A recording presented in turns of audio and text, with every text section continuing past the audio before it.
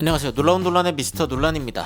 오늘 원래 토트넘과 맨시티 경기 전에 EFL컵을 앞두고 이 두 팀의 라인업을 좀 비교하면서 지금 이제 예측되고 있는 라인업이 있기 때문에 이 라인업을 좀 비교해보면서 이 경기 양상이 어떻게 풀릴까 뭐 이런 것들에 대한 예측을 좀 할까 했는데 충격적인 소식이 나왔습니다.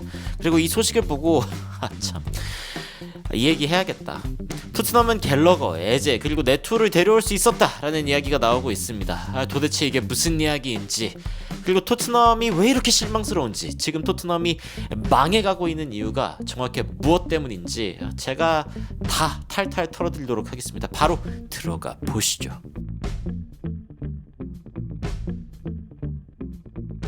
자, 최근에 포스테코글루 감독이 팀의 어떤 성숙도라던가 리더십이 부족하다라고 이야기를 했고, 그리고 이제 돈으로 채우거나 아니면 시간으로 때우거나 둘 중 하나다, 토트넘이 결정해야 된다, 이런 얘기를 했습니다.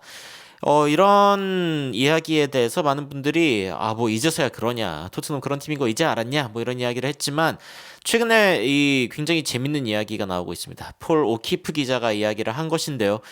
Spurs could have signed Gallagher. 갤러거를 데려올 수 있었다. But didn't because of wages. 연봉 때문에 안 데려왔다. 매니저는 그를 원했지만 말이죠. 그리고 심지어 에제를 데려올 수 있었습니다. 하지만 그것도 연봉 때문에 또 안 됐습니다. 그래서 네투를 데려오려고 했습니다. 그런데 네투는 이제 연봉 때문이 아니라 토트넘이 트레이드로 좀 하자 이랬는데, 아니 돈 받고 싶은데, 이렇게 이제 울버햄튼이 이야기를 해가지고 우리는 돈 주고 데려오긴 싫은데, 이래가지고 다 놓친 겁니다. 야, 여름 내내 제가 갤러거 올 수도 있다, 에제 올 수도 있다, 네트 올 수도 있다, 기다려보자 했는데 다 놓쳤어요. 다. 갤러거도 안 왔고 에제도 안 왔고 네트도 안 왔습니다. 이렇게 토트넘이 다 놓친 데에는 결국에는 돈, 그놈의 돈이 문제였던 것이죠. 이런 이 발표가 나오자마자 토트넘 팬들이 또 어떤 사람들이 이 리스트에 올라와 있냐라고 하는데, anyone 200k you might as well say. 이 200k 20만 파운드입니다. 주급 20만 파운드 이상인 사람들은 어쩌면 토트넘에 의해서 다 이렇게 기각을 당했을 것이다 라고 이야기를 하는 겁니다. 20만 파운드라는 이 숫자는 토트넘의 굉장히 상징적인 숫자죠. 손흥민 선수의 주급입니다. 그런데 이게 이제 토트넘의 주급 천장이죠. 이 이상을 받는 선수는 없습니다. 그런데 제가 봤을 때는 손흥민 선수가 지금 딱 20만 파운드를 받고 있는 게 토트넘에게 오히려 엄청난 데미지를 주고 있습니다. 손흥민 선수는 훨씬 더 높은 연봉을 받아야 하는데, 그렇게 해야 토트넘도 발전할 수 있습니다. 그리고 여기에서 그 이유를 볼 수 있는데, 제가 차차 설명드리죠. 자, 베르너는 왜 그러면 17만 파운드씩이냐 주냐 뭐 이런 식으로 이제 막 팬들이 막 물어보는데, 그냥 임대니까, 그리고 장기적으로 뭔가 서로 헌신하거나 이렇게 약속할 필요가 없이 그냥 필요 없으면 끝내면 되니까 그 정도로 이제 하고 있다라고 이야기가 나오고 있고, 역시 이것이 토트넘의 스토리다. 토트넘이 아니라 레비다. 역시 레비가 문제였어. 어떻게 우리는 가장 부자이면서도 가장 가난한 팀이냐 이런 식의 이야기가 나오고 있는데, 여기에 사실 삶의 지혜가 있습니다. 우리가 가장 부자인 클럽인 이유는 우리가 가장 가난하게 행동하기 때문이야. 실제로 레비의 오피스에 한번 갔었는데 거기에 커다란 표시가 있었어. 뭐라고 써 있었냐? Act broke to stay rich. 부자로 남기 위해서는 가난하게 행동해라. 이게 실제인지 모르겠는데, 진짜 레비 회장의 사무실에 걸려있을 것 같아서 너무 겁이 납니다. 자, 근데 이제 이거에 대해서 좀 반론을 펴는 사람은, 갤러거 같은 경우에는 우리가 거의 손흥민에게 주는 주급만큼 주라고 얘기를 해가지고 그 정도는 아니었던 것 같다라고 일단 반론을 했고요. 그리고 두 번째는 에제도 이제 10만 파운드 이상 받고 있는데 좀 더 올려달라고 이야기를 했을 거고, 그리고 뭔가 챔피언스리그 축구를 가고 싶어하는 마음 때문에 안 왔을 확률이 높지 않을까 이런 식의 이야기를 하기도 하고, 이 네투 같은 경우에는 그냥 우리가 돈이 없다라고 이야기를 했지만, 제가 봤을 때 이 세 가지는 다 틀린 반론입니다. 자, 일단 첫 번째 반론부터 이야기를 해보자면은, 갤러거가 손흥민 정도를 받고 싶어 한다. 그러면은 약간 좀 깎았을 수 있겠죠. 하지만 더 중요한 거는 손흥민 선수는 더 높은 가격을 받아 마땅한 선수라는 겁니다. 손흥민 선수가 한 25만에서 30만 파운드를 예를 들어 받고 있었다라고 하면은, 갤러거가 20만 파운드 정도 요구했을 때 약간 팀의 거의 주장급 그 정도가 받는 연봉이기는 한데, 조금 더 줄여서 하면 안 될까? 이 정도 해가지고 대충 했을 수도 있는데, 손흥민 정도 받고 싶다고? 꺼져. 이렇게 이야기하는 거는 이 갤러거의 문제라기보다는 손흥민 선수의 연봉이 너무 작은 데서 오는 문제가 있는 거죠. 지금 토트넘은 정신을 못 차리고 있습니다. 그리고 두 번째, 에제에 대한 이야기도 솔직히 10만 파운드 여기에서 조금 더 올려달라고 해도 토트넘에서 지금 감당하지 못할 게 아니거든요. 그러니까 갤러거가 손흥민만큼 받고 싶어하고 에제가 10만 파운드 이상, 뭐 예를 들어 12만이라고 칩시다.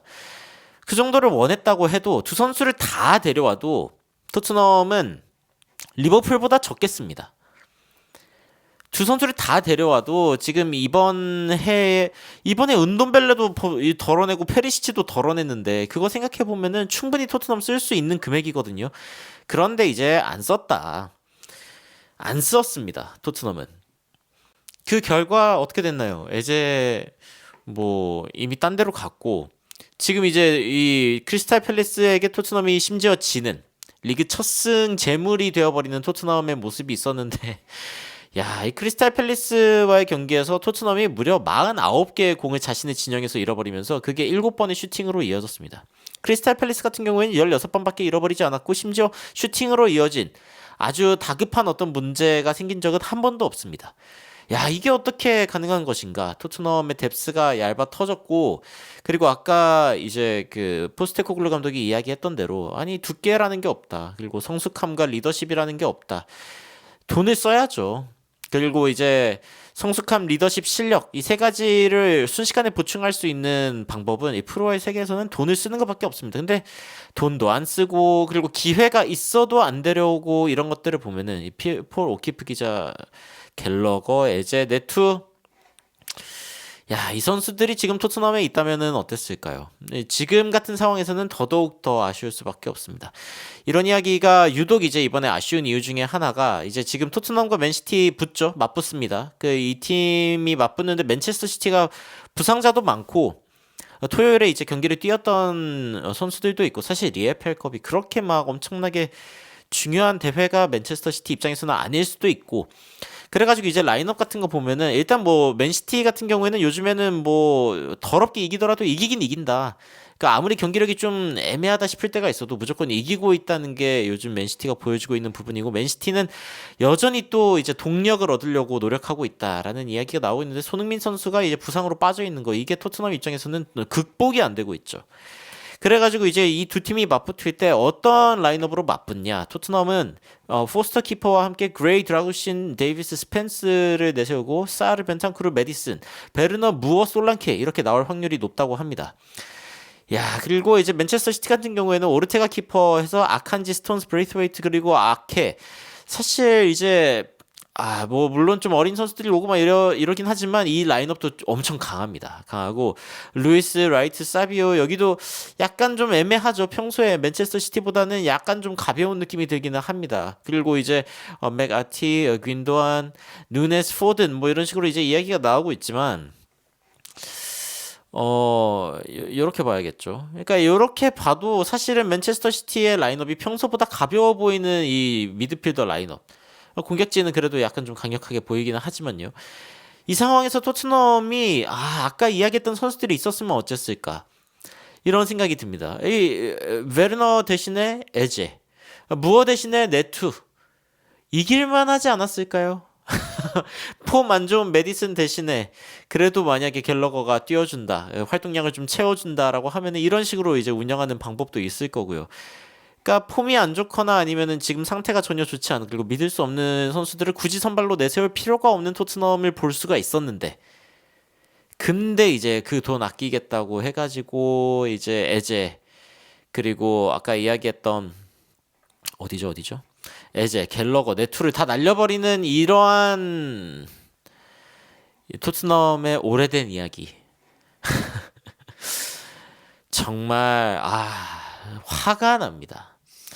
뭐 라인업적으로 이제 생각을 할 때 그래도 제가 지금 드는 생각은 그래도 수비진은 약간 좀 삐까 뜬다. 이렇게 이야기하면 약간 좀 이제 맨체스터 시티 팬들 입장에서는 좀 그럴 수 있겠습니다만 비벼볼 만하다라고 소위 이야기할 수 있을 것 같은데 이 미드필더 라인업은 토트넘이 그래도 조금 더 할만할 것 같은데 공격진은 답이 없습니다. 무어 베르너 여기에서 무엇을 기대할 수 있죠? 만약에 그리고 오늘 메디슨 폼이 안 좋다. 사실 이제 강팀을 상대로 폼이 안 좋을 확률이 높은데 그럼 이제 미드필더도 이제 소위 좀 이런 말 그렇습니다만 조졌습니다. 이렇게 생각하면은 야, 이거 괜찮을까 이런 생각이 드는 거죠.